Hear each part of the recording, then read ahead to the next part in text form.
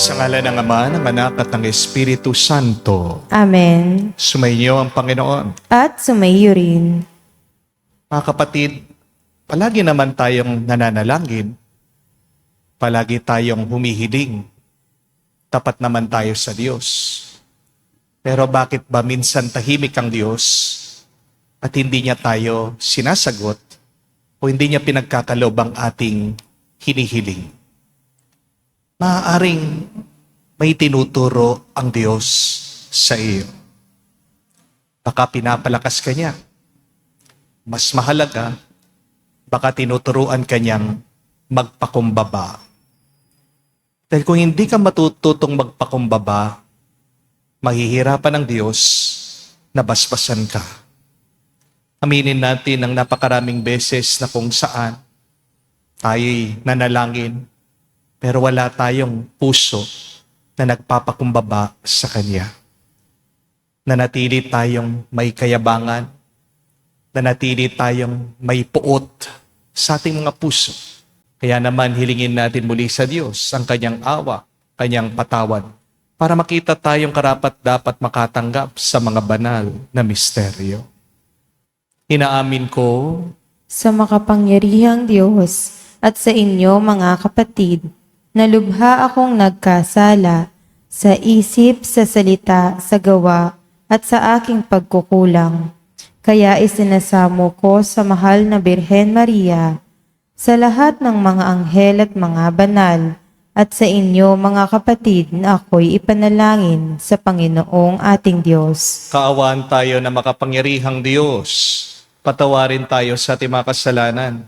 Patnubayan tayo sa buhay na walang hanggan. Amen. Panginoon, kaawaan mo kami. Panginoon, kaawaan mo kami. Kristo, kaawaan mo kami. Kristo, kaawaan mo kami. Panginoon, kaawaan mo kami. Panginoon, kaawaan mo kami. Manalangin tayo.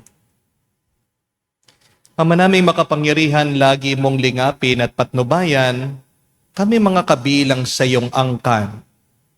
Sa tanging pag-asa naming ikaw ang nagbibigay, kami tangkilikin mo at laging subaybayan. Sa pamagitan ni Jesucristo kasama ng Espiritu Santo, magpa sa walang hanggan. Amen.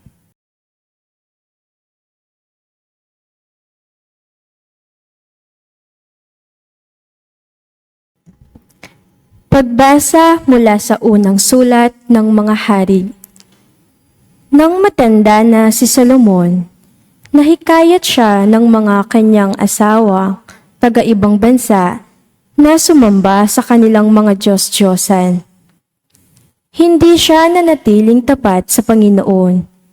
Hindi niya sinundan ang halimbawa ni David na kanyang ama. Sumamba siya kay Astarte, ang diyosa ng mga Sidonio at Nico, ang kasuklam-suklam na Diyos-Diyosan ng mga Amonita. Ginawa nga ni Solomon ang ipinagbabawal ng Panginoon at hindi niya sinundan ang halimbawa ng kanyang amang si David, na naglingkod ng buong katapatan sa Panginoon. Sa burol na nasa silangan ng Jerusalem ay nagtayo siya ng mga sambahan para kay Semos, ang karumal-dumal na Diyos-Diyosan ng Moab, at para kay Molok, ang kasuklam-suklam na Diyos-Diyosan ng mga Amonita. Ipinagpagawa niya ng kanya-kanyang mga dambana ang mga Diyos-Diyosan ng lahat ng kanyang mga asawang dayuhan, at ang mga ito'y nagsuob doon ng kamanyang at naghain ng mga handog. Nagalit ang Panginoon kay Solomon dahil sa ginawa niyang ito. 2 beses na napakita sa kanya ang Panginoon at pinagbawalan siyang maglingkod sa mga Diyos-Diyosan. Ngunit hindi niya pinansin ang Panginoon. Kaya nga't sinabi nito sa kanya, "Dahil sa hindi mo paggalang sa aking tipan at hindi mo pagsunod sa aking mga tagubilin, aalisin ko sa iyo ang kaharian at ibibigay ko sa isang alipin mo. Ngunit alang-alang kay David na iyong ama, hindi ko gagawin ito sa panahon mo, kundi sa panahon ng iyong anak. 1 lipi lamang ang ititira ko sa kanya, alang-alang kay David na aking lingkod, alang-alang sa Jerusalem ang lungsod na aking hinirang. Ang salita ng Diyos. Salamat sa Diyos. Panginoong masintahin, ang bayan mo'y gunitain. Panginoong masintahin, ang bayan mo'y gunitain. Dapat na magalak ang sinumang tao na makatarungan na gawang matuwid ang siyang hadhika sa buo niyang buhay. Tulungan mo ako kapag ang bayan mo'y iyong nagunita sa pagligtas mo. Isama mo sana ang lingkod mong Aba. Panginoong masintahin, ang bayan mo'y gunitain. Sa halip na sundin ang utos ng Diyos, pagkus nakisama at maling gawain ng mga pagano ang sinunod nila, ang Diyos-Diyosan ang sinamba nila at pinaglingkuran. Sa ginawang ito, sila ang nagkamit ng kaparusahan. Panginoong masintahin, ang bayan mo'y gunitain.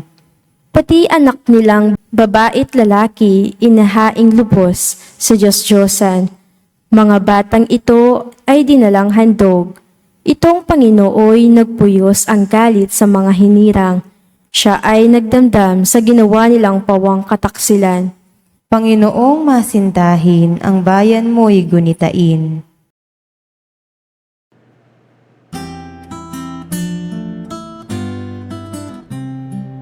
Alleluia, alleluia, alleluia, alleluia, alleluia, alleluia, alleluia, alleluia, alleluia, alleluia, alleluia. Sa kababaan ng loob, dinggin ng salita ng Diyos upang kayo ay matubos. Aleluya, aleluya. Sumainyo ang Panginoon. At sumayo rin. Ang mabuting balita ng Panginoon ay yon kay San Marcos. Papuri sa iyo, Panginoon. Nung panahon yun, nagtungo si Jesus sa lupain ng Tiro at tumuloy sa isang bahay doon. Ayaw sana siyang malaman na naroon siya, subalit hindi gayon na nangyari. At pagdating niya'y nabalitaan ng isang inang may maliit na anak na babaeng inaalihan ng masamang espiritu. Pumunta siya agad kay Jesus at nagpatira pa sa kanyang harapan. Ang babaeng ito ay hentil, tubo, Syrophoenicia. Pinamanhik niya kay Jesus na palayasin ang demonyo na nasa kanyang anak. Ngunit sinabi ni Jesus, kailanganing busugin muna ang mga anak. Hindi dapat kunin ang pagkain ng mga anak upang ihagis sa tuta. Tunay nga po, Panginoon, tugon ng babae. Ngunit ang mga tuta, mang nasa ilalim ng hapag, ay naninimot na mga mugmog na nalalaglag na mga anak. Kaya't sinabi sa kanya ni Jesus, dahil sa sinabi mo, maaari ka nang umuwi. Iniwan na ng demonyo ang iyong anak. Umuwi ang babae at naratnan niya sa higaan ang bata. Iniwan na ng demonyo. Mga kapatid, ang mabuting balita ng ating Panginoon. Pinupuri ka namin, Panginoong Hesukristo. Magandang araw po muli sa inyong lahat.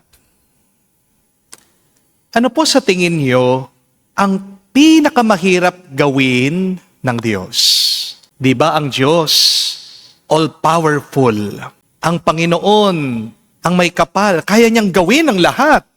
Ginawa nga ng Diyos ang buong mundo, ang universe, ng isang click, isang iglap. Nandiyan na lahat. Hindi po mahihirapan ng Diyos. Nabasbasan din ng tao. God can easily bless man. Kaya bakit ka nag-aalala? Yang utang mo, kayang bayaran niya ng Diyos. At may sobra ka pa. Yang sakit mo, kaya kang pagalingin ng Panginoon. Yang iyong inaalala na board exam, pwede kang tulungan ng Diyos sa pumasa. Pwede kang magtagumpay dyan sa iyong karir. Pwede kang tulungan ng Diyos sa anumang pagsubok o problema mo. Pero sa lahat ng kapangyarihan at lakas ng Diyos, meron pong isang bagay na nahihirapan siyang gawin. Ano po ang bagay na ito? Ito po ang tandaan niyo. Mahirap para sa Diyos na gawing mapagkumbaba ang tao pagkatapos niyang basbasan ito. It is very difficult for God to keep a man humble after blessing him. God cannot force you into humility. Minsan, kapag binasbasan tayo ng Diyos, yumayabang tayo Di po ba? Kamukha nga nung kasabihan, yung uwak, kapag nakadapo dun sa taas ng kalabaw, feeling niya, kalabaw na rin siya. Ganyan tayo Lumalaki ang ulo natin, yumayabang tayo, dahil lang tayo'y nakatanggap ng bendisyon galing sa Diyos. The more blessing that you receive sometimes make you more proud. Ang akala kasi natin, kapag gumaganda ang ating buhay, ito ay dahil sa sarili nating lakas. May sarili tayong diskarte. Ito ay dahil sa sarili mong talino, sa sarili mong paghihirap. When we are gifted, we focus so much on the gift that we forget about the giver of the gift. Amen? At ito po ang narinig natin sa unang pagbasa. Si Haring Solomon, kahit na ang dami ng binigay na pagpapala ng Diyos sa kanya. May matalino siyang puso, sobrang yaman daw niya, natalo niya lahat ng mga kaaway niya, payapa na siya sa kanyang kaharian. Pero kahit na natanggap na niya itong napakaraming grasya, anong ginawa niya? Tinalikuran daw niya ang totoong Diyos. Nilayo niya ang puso niya sa Panginoong Diyos. Kahit na lumalangoy na sa pagpapala, itong si Solomon, tinalikuran pa rin niya si Yahweh. Sipin niyo po, nagpakita na ang Diyos sa kanya. 2 beses.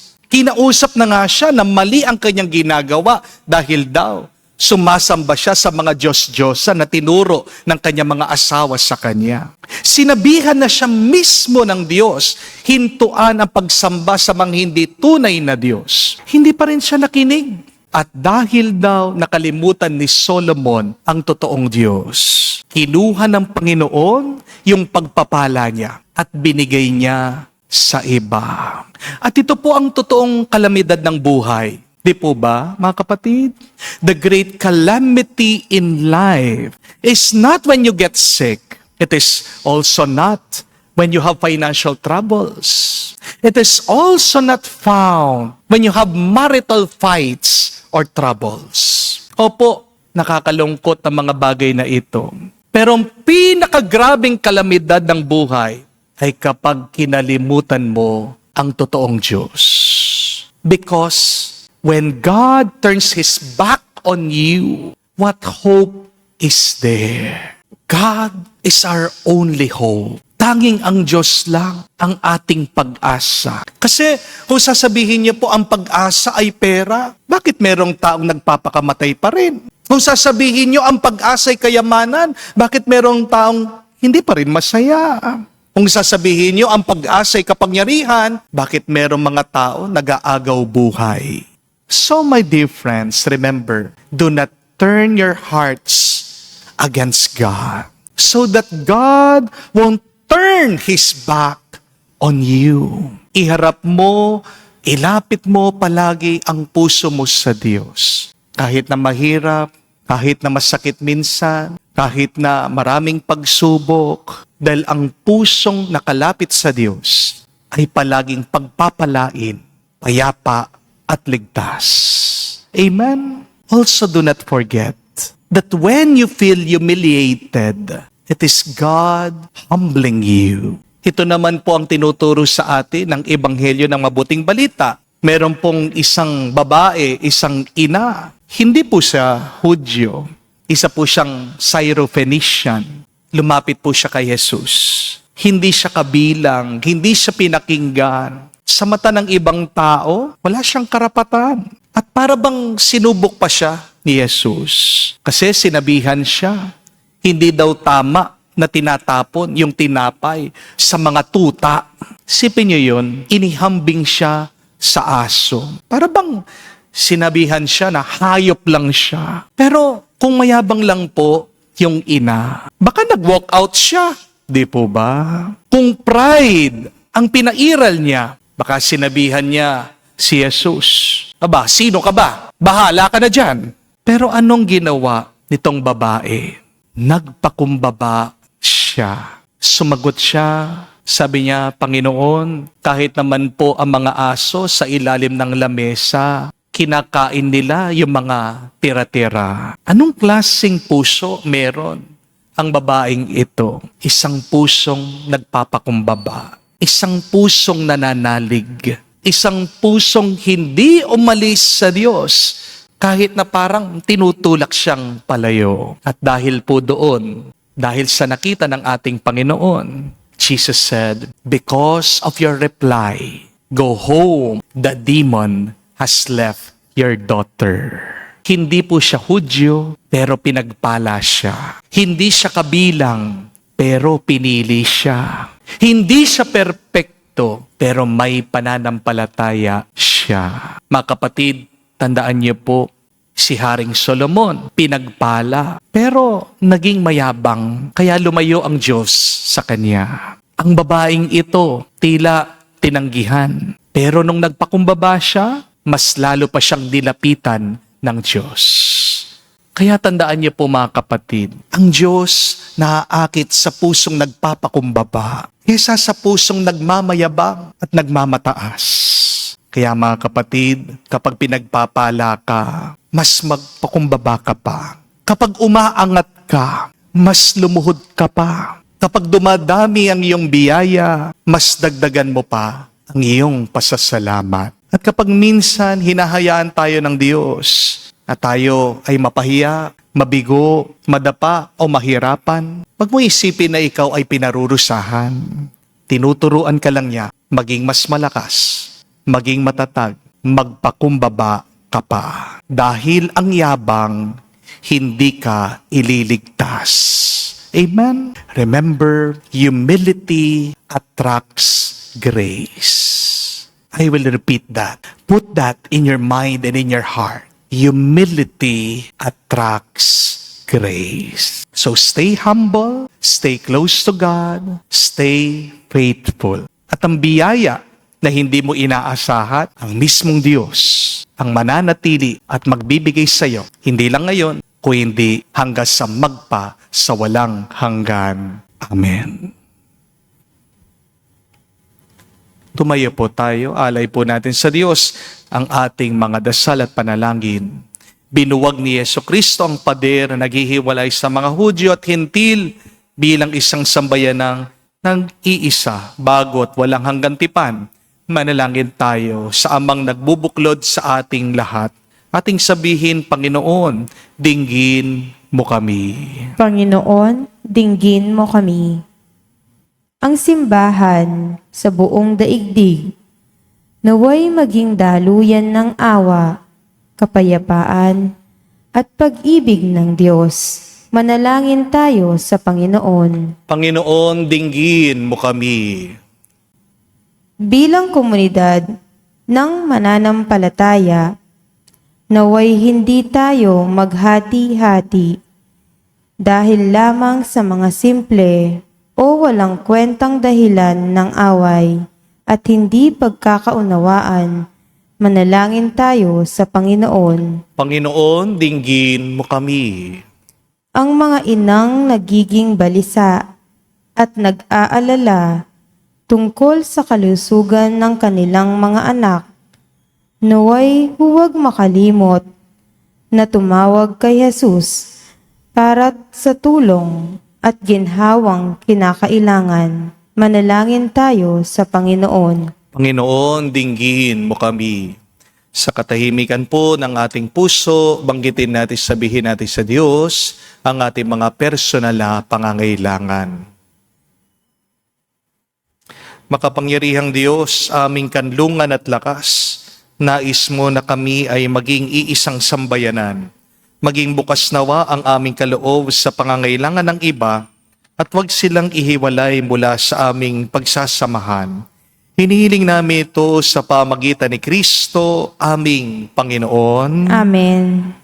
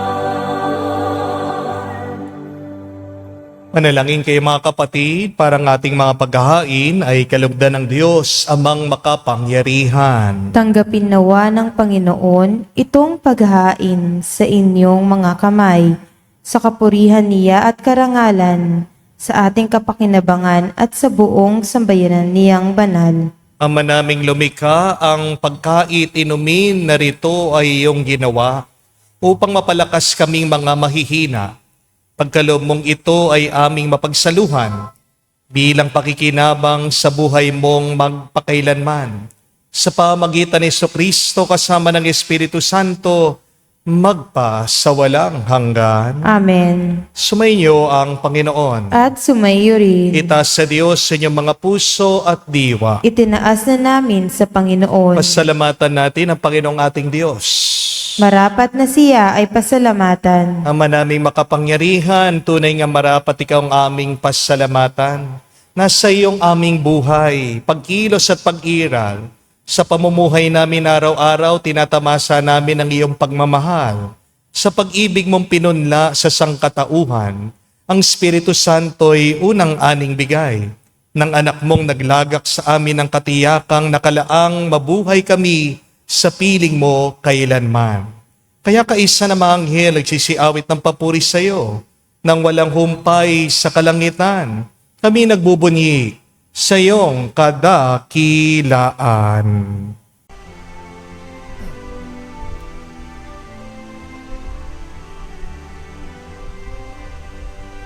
Santo, Santo, Santo, Panginoong Diyos ng mga hukbo, napupuno ang langit at lupa ng kadakilaan mo.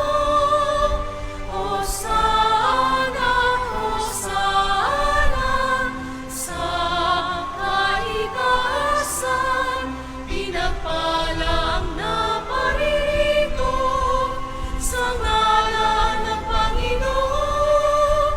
Hosana, Hosana, sa kaitaasan.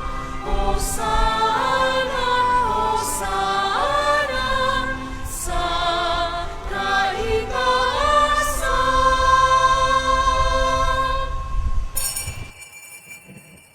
Ama naming banal, ikaw ang bukal ng tanang kabanalan. Kaya't sa pamagitan ng iyong Espiritu, gawin mong banal ang mga kaloob na ito, upang para sa amin, maging katawan at dugo ng aming Panginoong Heso Kristo. Bago niya pinagtiis ang kusang loob na maging handog, hinawakan niyang tinapay, pinasalamatan kanya. Pinaghati-hati niya iyon. Inabot sa kanya malagad at sinabi, tanggapin ninyong lahat ito at kanin. Ito ang aking katawan na ihahandog para sa inyo.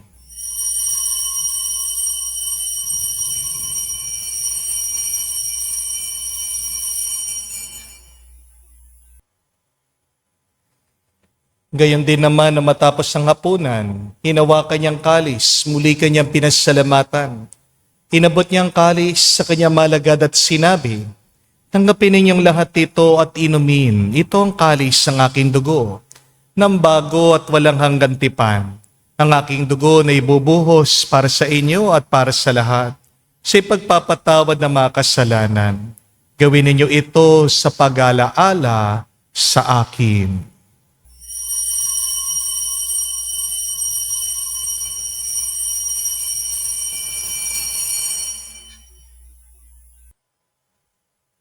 Ang misteryo ng pananampalataya.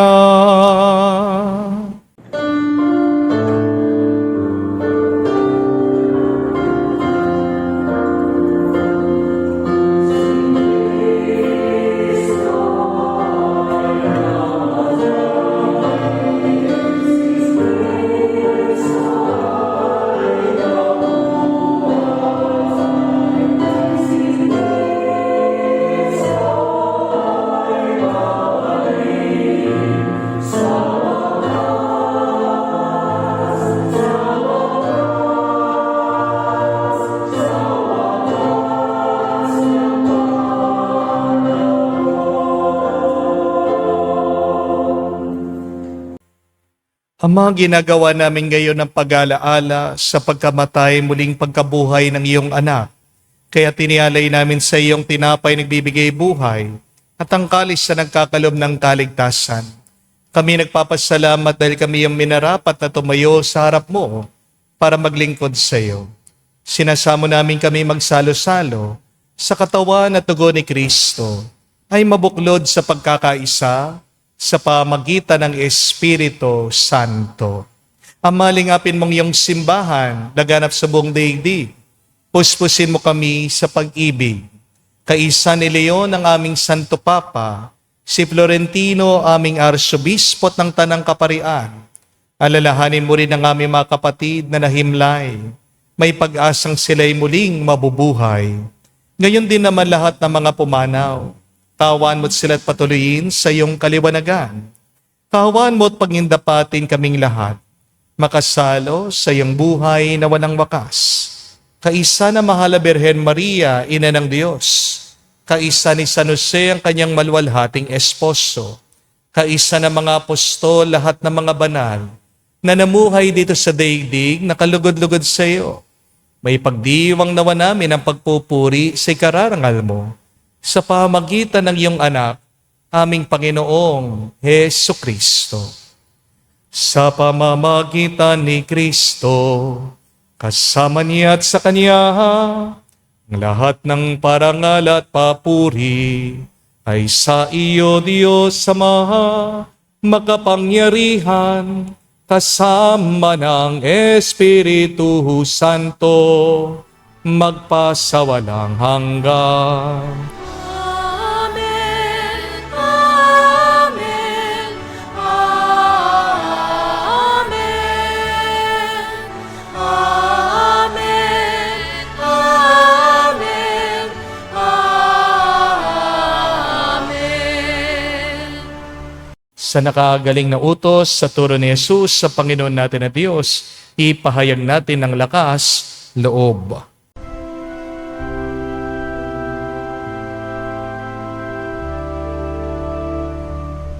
Ama namin, sumasalangit ka, sambahin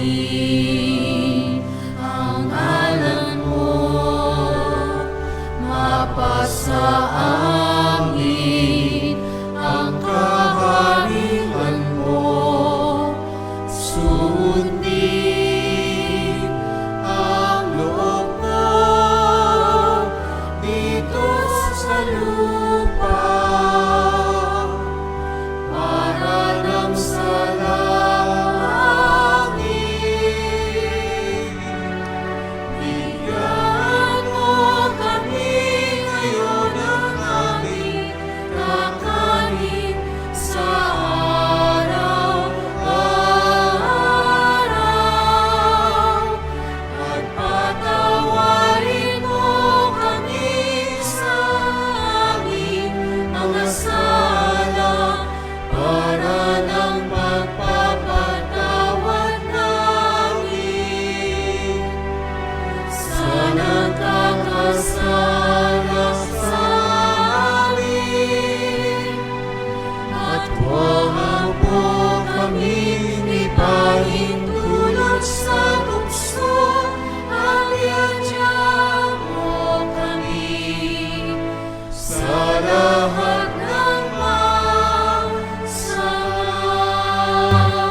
Hinihiling namin kami adya sa lahat ng masama, pagkalooban ng kapayapaan araw-araw, ligtas sa kasalanan, ilayo sa lahat ng kapamakan.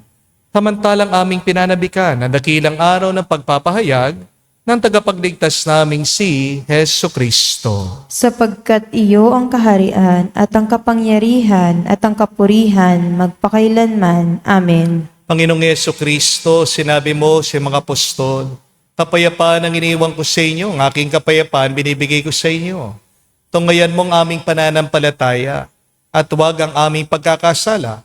Pagkalooban mo kami ng kapayapaan at pagkakaisa ayon sa iyong kalooban, kasama ng Espiritu Santo, magpa sa walang hanggan. Amen. Kapayapaan ng Panginoon ay laging sumainyo. At sumayo rin. Magbigayan po tayo ngayon ng kapayapaan sa bawat isa. Pisuin niyo po, kapayapaan po sa inyong lahat.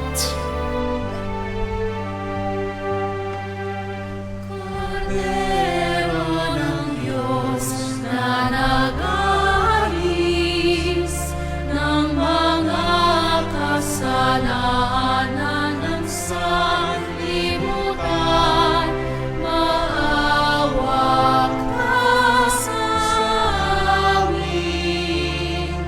Maawa ka sa amin.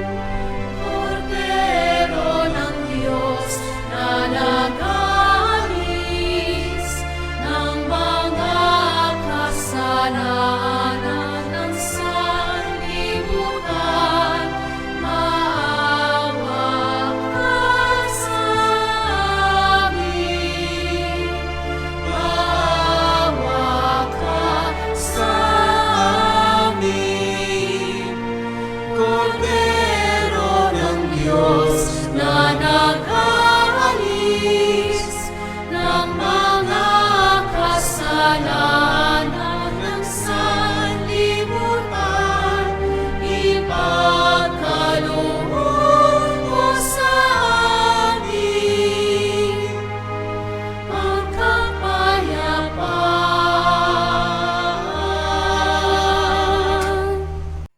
Mga kapatid, naririto ang ating Panginoong Jesucristo, ang Kordero ng Diyos. Siya nag-aalis sa mga kasalanan ng sanlibutan. Mapalad tayong lumalapit sa piging ng Kordero. Panginoon, hindi ako karapat-dapat na magpatuloy sa iyo, ngunit sa isang salita mo lamang ay gagaling na ako.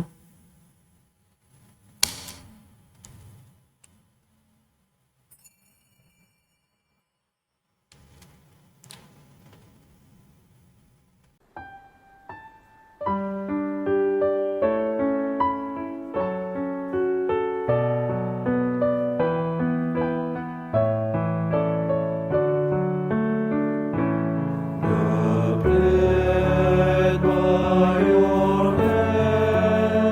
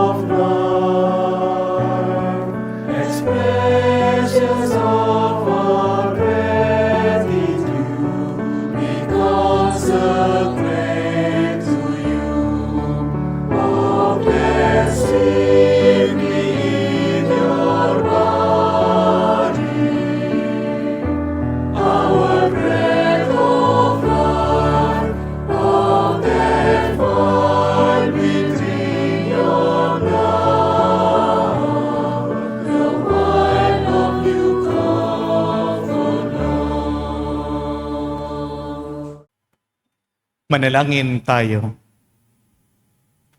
Ama namin mapagmahal, ang pagkait inuming, pagkakaisa ang binibigay, kami niloob mong makapakinabang. Kaisa ni Kristo kami naway makapamuhay upang makapamungang ng may kagalakan para sa kapakanan ng aming kapwa-tao sa sanlibutan.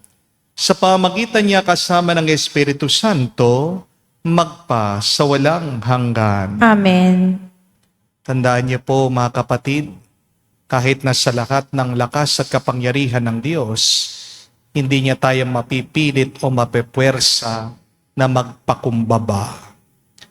Pero mag-ingat kayo kapag meron kayong kataasan ng loob o kayabangan sa inyong puso. Dahil tandaan niyo po ang sabi ni San Agustin, it is pride that turn angels into devils.